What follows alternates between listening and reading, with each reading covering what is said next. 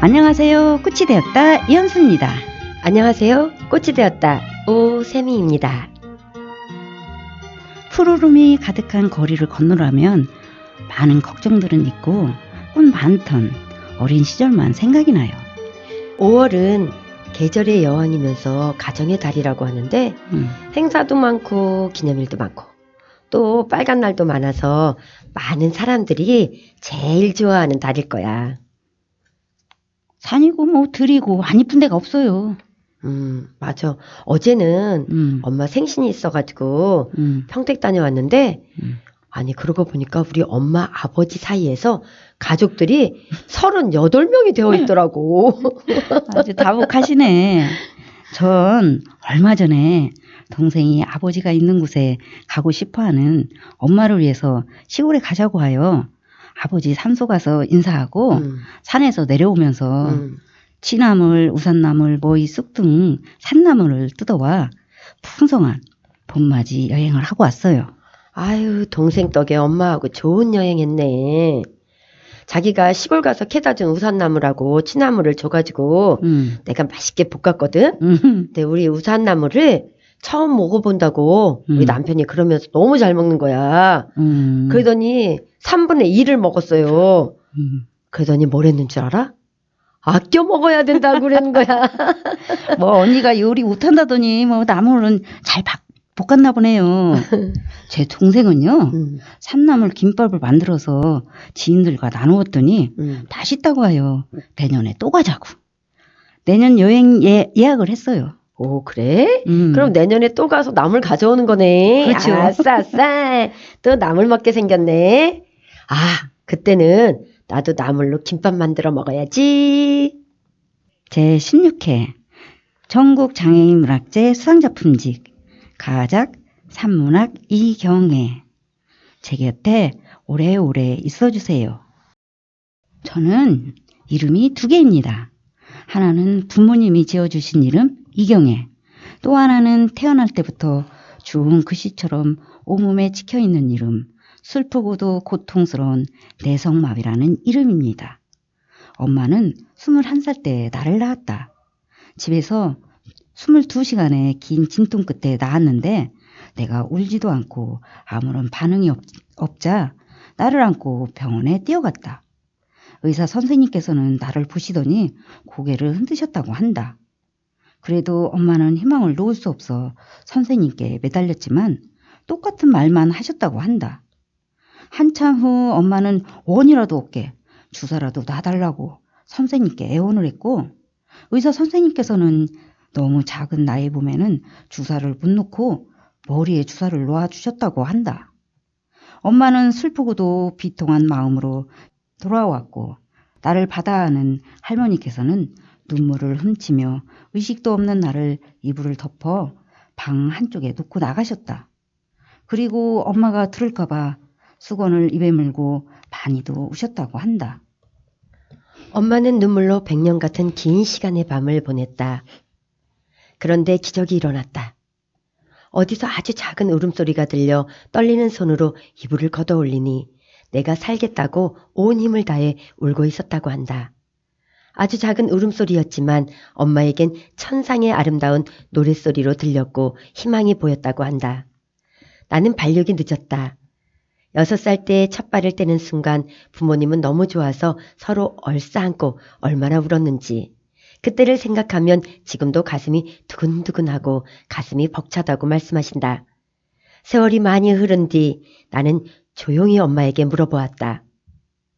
엄마, 내가 어떤 장애인지 알고 있어요? 엄마는 깜짝 놀라시며 의아하게 나를 바라보았다.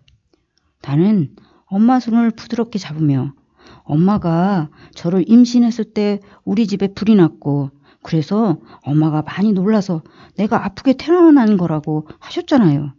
그런데 그게 아니고 엄마가 22시간 동안 긴 진통 끝에도 나는 나오지 않고 그때 내 머리에 산소가 부족해서 그래서 내성마비라는 장애를 가지고 그때 처음으로 내 장애에 대해 말을 했다. 엄마는 내 얼굴을 쳐다보지도 못하고 입술을 깨물고 눈물만 흘리셨다. 한참 후 엄마는 나를 아프게 바라보며 나는 참 바보 같은 엄마야. 딸이 태어난 지 55년 만에 딸 장애가 어떤 장애인지 알다니. 변명 같지만 나는 내 장애가 하나도 보이지 않아. 그냥 사랑스럽고 어여쁜 내 딸이야. 라고 말을 한 후 엄마는 떨리는 손으로 내 손을 감싸쥐고 미안하다. 나 때문에. 하지만 나에게 너는 장애인이 아니야. 그냥 내가 부둥어주고 사랑하는 내 딸이야. 라고 말씀하시며 나를 꼭 안고 서럽게 많이 누우셨다. 9살 때 나는 장애 때문에 친구들보다 1년 늦게 초등학교에 입학했다. 친구 엄마들은 3일 만에 친구를 혼자 학교에 보냈지만 엄마는 한 달 동안 나를 학교에 데리고 다녔다. 한 달 후 엄마는 나에게 자립심을 키워주기 위해 아프지만 눈물을 삼키고 나를 혼자 학교에 보냈다. 학교에 가는 길은 눈물이었고 고행이었다. 다리에 힘이 없는 나는 넘어지고 넘어져 집으로 돌아오면 무릎과 손에는 피와 흙이 엉겨붙어 엉망이었고 너무도 많이 울어 앞이 안 보일 정도로 눈은 퉁퉁 부어 있었다. 이런 일은 매일 반복적으로 일어났다. 그럴 때마다 나는 학교에 가지 않겠다고 넘어져서 아프고 친구들이 놀리고 친구들은 밖에 나가 달리기를 하는데 나만 교실에 혼자 있기 싫다고 떼를 써서 매일 엄마 심장에 대못을 쾅쾅 박았다. 어느 날 엄마는 울고 있는 내 얼굴을 똑바로 바라보며 내가 학교에 가지 않고 공부도 안 하면 바보가 되는 거야. 엄마는 엄마 딸이 바보인 거 싫어. 그리고 내가 학교 가지 않으면 엄마가 많이 아픈데 그래도 좋아? 라고 엄마는 피눈물을 흘리며 말씀하셨다. 나는 처음으로 엄마의 아픈 눈물을 보았다. 무서웠다. 내가 학교 가지 않겠다고 떼를 쓰면 엄마가 멀리 도망갈 것 같았다. 나는 머리를 세차게 흔들며 엄마 울지 마. 학교에 갈게요. 울지도 않고 넘어지지도 않을게. 라고 말을 하며 엄마의 품속으로 파고들었다. 우리는 서로의 아픔을 감싸주며 울고 울었다. 그 후로 나는 학교에 가지 않겠다고 울지도 않았고 떼도 쓰지 않았지만 내 무릎에는 늘 피가 흐르고 있었고 밖에 나갔다 오면 친구들이 놀리고 때린다며 울었다. 그때마다 엄마는 따뜻하게 나를 안아주고 보듬어 주셨다. 지금 그때를 생각해보면 엄마의 심장은 찢어지고 찢어져 숨도 잘 쉬지 못했을 것이다. 초등학교 4학년 때였다. 엄마와 같이 시장에 가고 있었는데 나를 보면 병신이라고 놀리고 때리는 아이가 있었다. 그때도 그 아이는 나를 보고 병신이라고 놀리고 내가 걷는 모습을 흉내내고 있었다. 엄마는 그 아이를 잡아 혼도 내고 타일러서 보냈다. 그때 나는 너무 좋아서 하늘을 날고 있었다. 그런데 엄마를 바라보는 순간 엄마는 얼른 고개를 돌려 하늘을 보며 눈물을 닦고 계셨다. 시간이 많이 흘러 우연히 나는 그때 일을 엄마에게 이야기했다. 그날 엄마가 그 아이를 야단치는데 그 아이가 울어서 기분이 너무 좋았어요. 매일 그 아이가 놀리고 때려서 울었는데 반대로 그 아이가 우니까 하늘을 훨훨 날고 있는 기분이었거든요. 그런데 엄마를 쳐다보니 엄마가 하늘을 보고 울고 있었어요. 그 모습이 이 조그만 가슴에 화살로 꽂혀서 숨을 쉴 수가 없었어요. 나 때문에 엄마가 또 울고 계시는구나 라고 생각하니 나 자신이 믿고 얼마나 원망스럽던지 엄마 앞에서 영원히 사라지고 싶었어요. 나만 없으면 엄마는 눈물을 흘릴 일이 없을 테니까요. 그래서 그 뒤부터 밖에서 어떤 놀림을 당해도 엄마가 슬퍼하고 고통스럽게 울까봐 이야기를 못했어요. 라고 말을 하니 엄마는 아무 말 없이 떨리는 손으로 내 손을 잡으며 미안하다 라고 말을 하고 들어가셨다. 조금 있으니 엄마의 울음소리가 들렸다. 그 울음소리는 세상을 뒤엎는 천둥소리 같았다. 나는 초등학교, 중학교, 고등학교에서 모두 개근상을 받았다. 비가 와도 눈이 와도 불편한 몸으로 누구의 도움도 받지 않고 혼자서 아프게 학교를 다녔다. 엄마하고 약속한 것을 깨고 싶지 않아서 열심히 학교를 다녔다. 내가 개근상을 엄마께 드리면 수고했다. 이것은 세상에서 제일 귀한 상이야. 라고 말을 하시며 내 아픈 다리를 오랫동안 주물러 주셨다. 개근상은 위대하고 소중한 엄마께 내가 드리는 감사와 사랑의 표시였다. 엄마는 아직도 그 상장을 소중히 보관하고 계신다.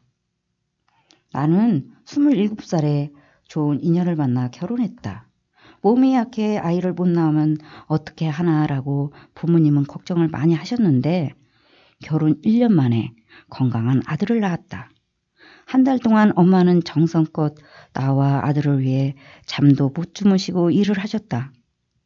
쉬면서 하세요 라고 말을 하면 엄마는 괜찮다 하시며 뭐가 그리도 좋은지 싱글벙글 하시며 나의 산후조리를 해주셨다. 한 달 후 산후조리가 끝나고 집으로 돌아가는 날 엄마, 아버지 그리고 나의 분신인 아들과 같이 집으로 향했다. 엄마는 집에 도착하자마자 앉지도 않으시고 미역국도 넉넉히 끓여놓고 아들도 씻겨 재우고 빨래도 빨아 널어 놓으셨다. 얼마 후 부모님은 갈채비를 하셨다. 그 모습에 나는 참고 참았던 울음이 터져 나왔다. 엄마 없으면 나는 아무것도 못하는데 엄마 가지마. 나는 엄마 손을 꼭 잡고 가지 말라고 어린아이처럼 떼를 썼다. 엄마는 아무 말 없이 떨리는 손으로 한참 동안 내 등을 쓰다듬어 주셨고 아버지는 밖으로 나가 담배를 피우며 담배 연기와 함께 눈물을 나려보내고 계셨다. 얼마 후 부모님은 눈물을 뿌리며 집으로 가셨다. 나는 겁이 났다. 내가 잘할 수 있을까? 나만 바라보고 있는 소중한 생명을 잘 키울 수 있을까라는 생각이 들어 몹시도 무섭고 무서웠다. 배고프다고 우는 아들을 안고 나는 서럽게 울고 또 울었다. 모든 일이 어렵고 힘이 들었다.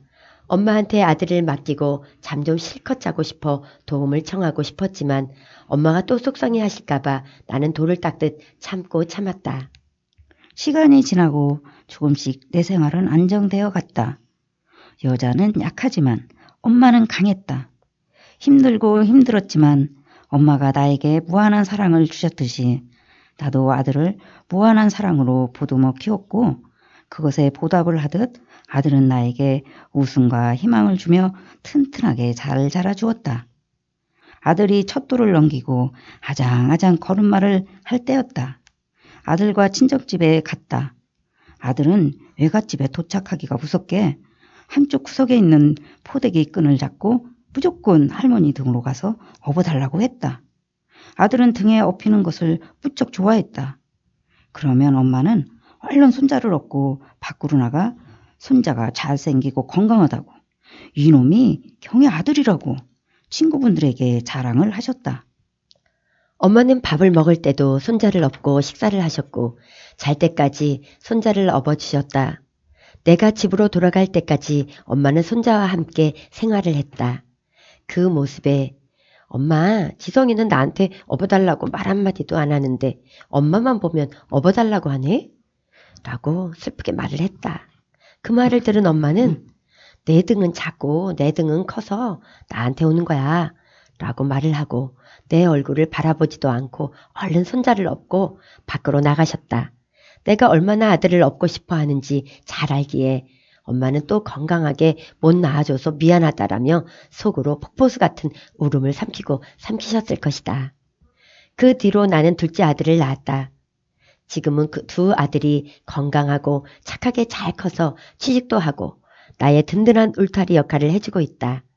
세상에서 엄마가 제일 똑똑하고 예쁘다고 말을 해주는 두 아들이 있어. 힘들었던 지난 기억들은 깨끗이 사라졌다. 작년 7월 엄마는 어깨에 인공 힘줄을 잇는 큰 수술을 하셨다. 입원을 하고 있는 동안 나는 열심히 엄마의 간호를 했고 퇴원을 하고 나서는 엄마를 우리 집으로 모시고 왔다. 치료를 받기 위해 병원에 갈 때마다 나는 항상 엄마와 동행을 했고 엄마는 어느 정도 팔을 움직일 때까지 나는 엄마와 함께했다. 엄마가 우리 집에 계시는 동안 나는 지금까지 엄마께 받은 사랑을 아주 조금이나마 갚을 수 있어 얼마나 좋은지 힘든 줄 모르고 엄마 간호를 했다. 나 때문에 힘들어 어쩌니? 라며 엄마는 걱정을 하셨지만 나는 그때마다 환하게 웃으며 엄마를 꼭 안고 사랑합니다 라고 말을 하곤 했다. 정말로 하나도 힘들지 않았다. 보름 후 엄마가 집으로 돌아가신 후에도 나는 엄마 집으로 가서 엄마가 좋아하는 음식을 만들어 놓고 청소도 하고 엄마 손을 잡고 산책도 했다. 저녁에 집으로 돌아오면 다리에는 쇳덩이가 무겁게 붙어 있는 듯했고 손목은 아파 나를 원망하듯 쳐다보았지만 그래도 나는 즐겁고 행복했다. 엄마를 위해서라면 뭐든지 다 해드리고 싶었다. 아무 조건 없이 엄마가 무한한 사랑을 나에게 주신 것처럼. 수술하고 몇 개월 후 엄마는 나에게 전화를 걸어 시간이 있으면 오라고 했다. 내일 갈게요 라고 말을 하니 엄마는 꼭 와야 한다며 다짐을 받고 전화를 끊으셨다.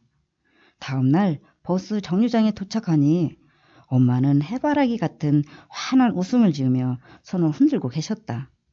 엄마는 한의원 가서 내 보약을 지어주셨다. 엄마가 보약을 해주셨으니 제가 맛있는 점심 사드릴게요. 라며 나는 엄마를 모시고 고깃집으로 갔다. 엄마와 같이 먹는 밥은 언제나 맛있다. 내가 맛있게 먹는 모습을 바라보는 엄마의 눈에서는 꿀이 뚝뚝 떨어진다. 점심을 먹고 조용한 커피숍으로 가서 엄마와 좋아하는 달달한 커피도 마셨다. 친구분들 이야기도 하며 엄마는 즐거워하셨다. 소리내어 웃는 엄마의 모습이 18세 소녀처럼 예쁘고 예뻤다. 한참 후 엄마는 나의 손을 꼭 잡으며 내가 80년을 살면서 처음으로 수술을 해보니 너무 많이 무섭고 힘이 들더라. 그때마다 내 생각이 많이 났어. 너는 수술을 7번이나 했는데 얼마나 아팠을까? 얼마나 무서웠을까? 내가 아프고 힘든 거 몰라줘서 미안하구나. 라고 말을 했다.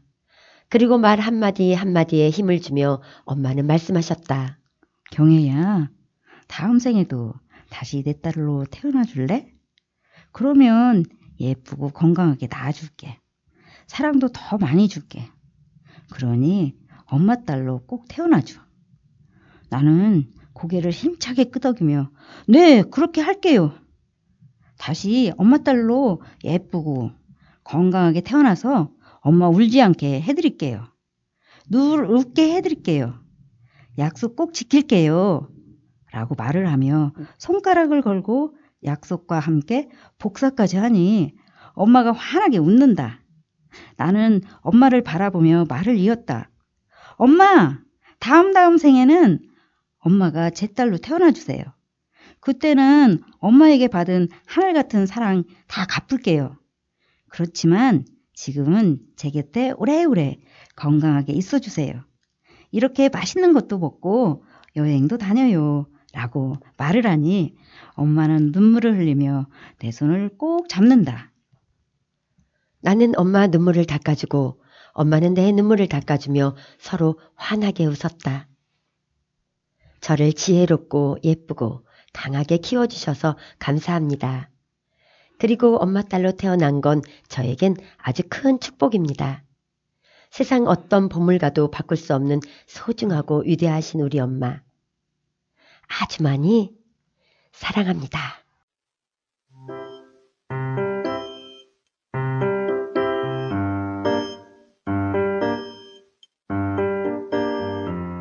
자애로운 어머니의 하늘 같은 사랑을 받은 지혜로운 딸이 온몸으로 전해주는 엄마 사랑 이야기가 부럽습니다. 맞아. 나는 이 책을 읽으면서 정말 참 아름다운 사람들이다 이라는 생각이 들더라고. 어려운 환경에서도 엄마는 딸의 자립심을 키워주고 또 딸은 엄마에게 의지하려고 하기보다는 도와주려고 하는 마음가짐이 너무 예쁜데 정말 10자식 안 부러울 정도로 잘 키운 것 같아서. 그런데 나도 이제 우리 애들을 키웠잖아. 엄마 노릇을 내가 너무 못해가지고 아이, 미안함도 있었지만은 음, 애들이 이제 내 마음에 안 드는 행동이나 뭐 말을 하잖아. 그러면 내가 잘못 가르쳐서 그렇지. 그러면서 내 탓하게 되더라고.